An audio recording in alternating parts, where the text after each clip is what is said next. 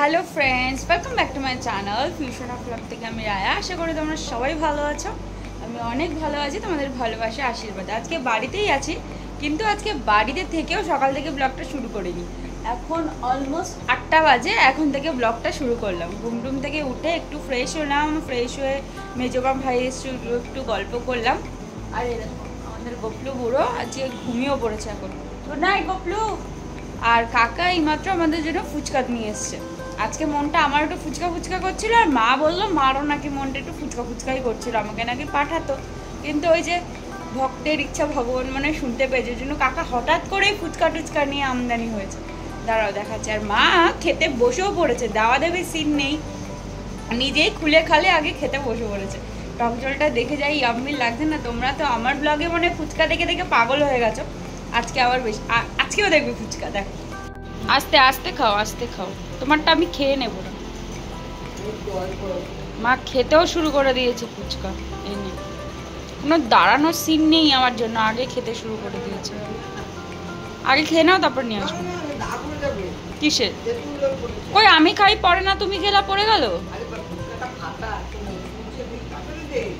বলেইছিলাম যে আমাদের বেড টেবিলটা চেঞ্জ করবো। ওটা বেড টেবিল বলা চলে না, ওই যে জিনিসটা ওটাকে এতদিনে চেঞ্জ করলাম। ওটা বাবা বলেছে নাকি দোকানে নিয়ে যাবে। আর আমাদের কাজের কাকি এসেছিলো, কাজের কাকি আবার বলছে যে এটা আমি নিয়ে যাবো, ফাঁকা ফাঁকা হয়ে গেছে। তো মা বলছে না, এটা নেওয়া যাবে না, বাবা অলরেডি বলে রেখেছে এটা দিয়ে দিতে হবে। আর এই হচ্ছে বেড টেবিলটা, মানে দেখাইনি, দাঁড়াও। এখানে একটা ড্রয়ার রয়েছে, আর এখানে একটা ড্রয়ার রয়েছে। মার অলরেডি গোছানো হয়ে গেছে।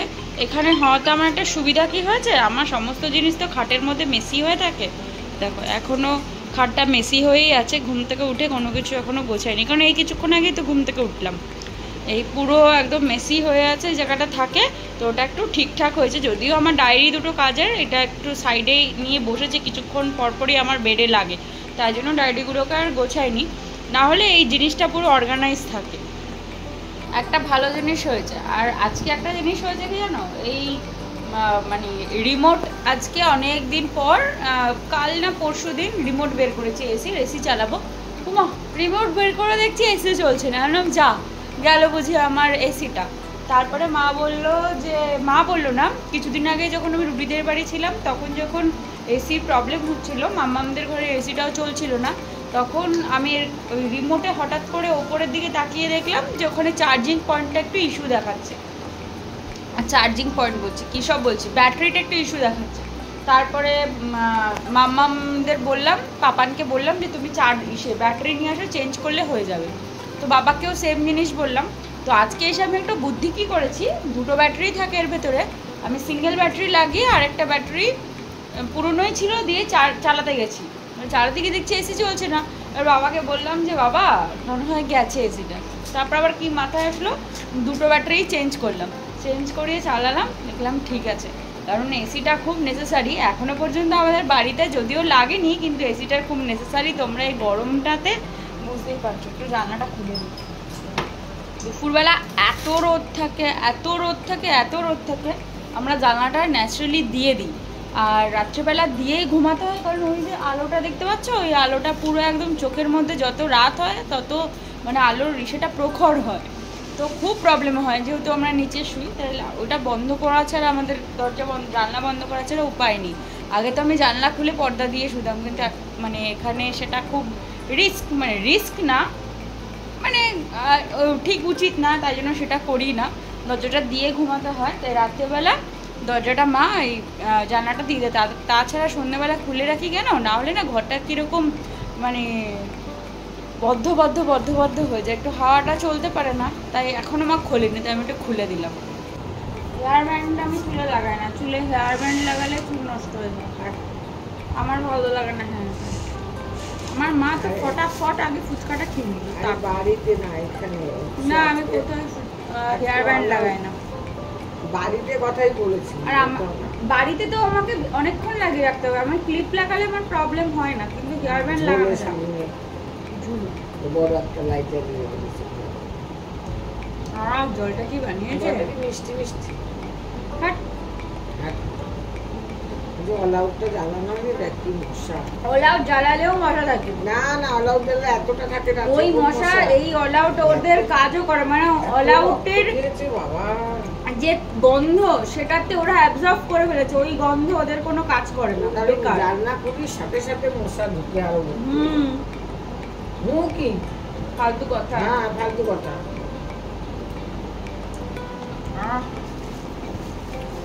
ফুচকার জলটা তোমার একটু বানিয়ে দাও না। ফুচকার সাইজগুলো কি ফুচকা ফুচকা কেন? খাও আরো।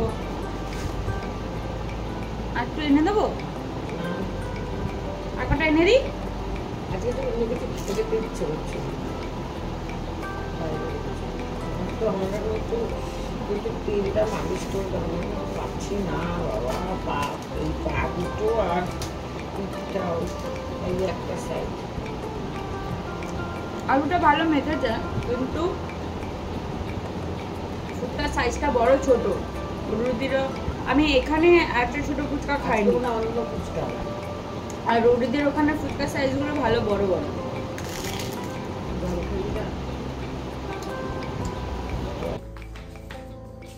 এখন অলমোস্ট কটা বাজে? 11:15 বাজতে যায়। আমাদের খাওয়া দাওয়া কমপ্লিট হলো। এখন আমি একটু স্কিন কেয়ার করবো দেখে মাথায়টা বেঁধেছি। বাইরের ওয়েদারটা বেশ ভালো, বাইরের ওয়েদারটা খারাপ না। মা খালি পায়ে নামলাম, আর মা এখন এসে গিয়ে আমাদের যে চালা চামুন্ডাগুলো আছে বাড়িতে যারা থাকে ওই যে ডাকছে ওদের খাবার দিতে। মা রোজ খাবার দেয়।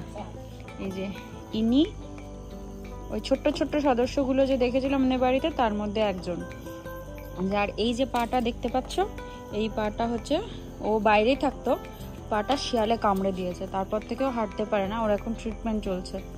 আর এই যে আমাদের বাড়ির আরেক সদস্য, এই যে তাকে আবার দুধ দিয়ে রুটি দিতে হয় মেখে, নাহলে সে আবার খায় না। সে আবার এমনি এমনি রুটি খেতে অভ্যস্ত নেই, আর এমনভাবে খাবে যেন মানুষ খাচ্ছে, ছোট ছোট করে ছিঁড়ে চিবিয়ে চিবিয়ে আস্তে আস্তে। দেখো খাচ্ছে, দেখো কিরে আবার লুক দিল, ক্যামেরা চলছে দেখে। কিরে এদিকে তাকা, একটু একটু সবাইকে গুড নাইট বলে দে, আর একটু হাইও বলে দে। ও বলতে চাইছে এখনো খাচ্ছে, ওকে ডিস্টার্ব করতে নেই। আর একে দেখো আরো থাকে, আজকে নেই। হ্যাঁ ও সারাক্ষণ লেজ নাড়াতেই থাকবে, নাড়াতেই থাকবে, নাড়াতেই থাকবে। ওকে ওষুধ খাওয়ানো চলছে, কারণ ওর পাটাও দাঁড়াতে পারে না। আর এত মশা হয়েছে দেখো, ওকে ছেকে ধরেছে মশা। আরে না না তুই খা, তুই খা। ওকে ছেকে ধরেছে মশাতে এখন। হ্যাঁ আর এক্ষুনি ওই যে টিনের ওপরটা, মানে এটা তো আমাদের শেড দেওয়া, এই জায়গাটা তোমরা জানোই, এই শেডের ওপরটাতেও মা রুটি দেবে। তার কারণ হচ্ছে মা রুটি দিয়ে রাখে রাত্রেবেলায়, সকালবেলা ভোরবেলার দিকে পাখিরা এসে রুটি খেয়ে চলে যায়, পুরো ফাঁকা করে রাখে। আর মেজমাও দিয়ে রাখে, মেজমা মা দুজনই দেয়। মেজমা সকালবেলা উঠে দেয় আর মা রাত্রেবেলায় দিয়ে রাখে। যে এখন খাওয়া দাওয়া কমপ্লিট করার পর মা দিল, যে মা দেবে এখন রুটি। দাঁড়াও, রুটিগুলোকে একদম একদম ছোট্ট ছোট্ট গুঁড়ো গুঁড়ো করে ছুঁড়ে মারে ওপরের দিকে, ওপরে থাকে। ধারাম করে এক্ষুনি একটা আওয়াজ হবে, দেখো এখনো কুচি কুচি করা হয়নি। ওই এই দিয়ে দেওয়া হলো, ওরা ঠিক খেয়ে নেবে। এবার আমরা খেয়েছে কিনা বুঝতে পারি ওপর থেকে, মানে এই যে শেডটা, শেডের যে উপরে যে এই যে ওপরে যে তোমাদের জানলাগুলো দেখতে পাচ্ছ, এই জানলা থেকে তো টিনের শেডটা দেখা যায়। তো সকালবেলা যখন মেজমাকে আগে জিজ্ঞেস করতাম, প্রথম মেজমাকে জিজ্ঞেস করতাম যে মেজমা ওরা খায় কিনা রুটিগুলো, মেজমা বলে পুরো টিন ফাঁকা থাকে। মেজমাও সকালবেলা যখন কাকার জন্য খাবার বানায় তখনও মেজমাও দিয়ে দেয়।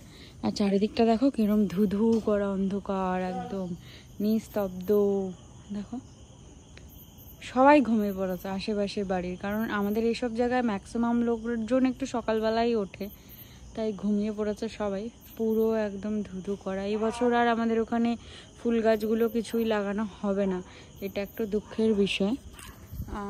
কেন হবে না সেটা এখন বলবো না, পরে বলবো, জানতেই পারবে তোমরা। তো চলো, আর বাইরে হাঁটাহাঁটি করে লাভ নেই, এবার ঘরে যাই। খেয়েছে পুরো রুটিটাও মা একবারে বসিয়ে থেকে ওদের রুটি খাইয়ে তারপরেই আসে।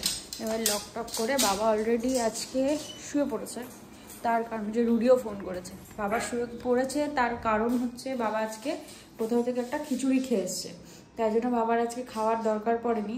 বাবা আজকে ঘুমিয়ে পড়েছে, মানে ঘুমিয়ে পড়েনি, গল্প করছিলাম আমরা এমনি, মানে খাইনি। আর আমার গালটার অবস্থা দেখো কি কন্ডিশন, গাল এইসব জায়গা পুরো একদম মানে গোটায় পিম্পলসে একদম ভরে গেছে, মানে দাগ হয়ে গেছে। কেন হচ্ছে কি ব্যাপার না ব্যাপার কিছুই বুঝতে পারছে না, তাও চলছি আর কি করা যাবে, এরকমভাবেই চলতে হবে। চল, রুডি ফোন করেছে, আর আজকে তো আসতে অফিস থেকে লেট হয়েছে, 10:30 মতন বেজেছে বেরোতে। তো ওকে ফোন করেছিলাম, মনে হয় বাড়ি গিয়ে জাস্ট ফ্রেশ ট্রেশ হয়ে এখন ফোন করলো, একটু কথা বলে নিই।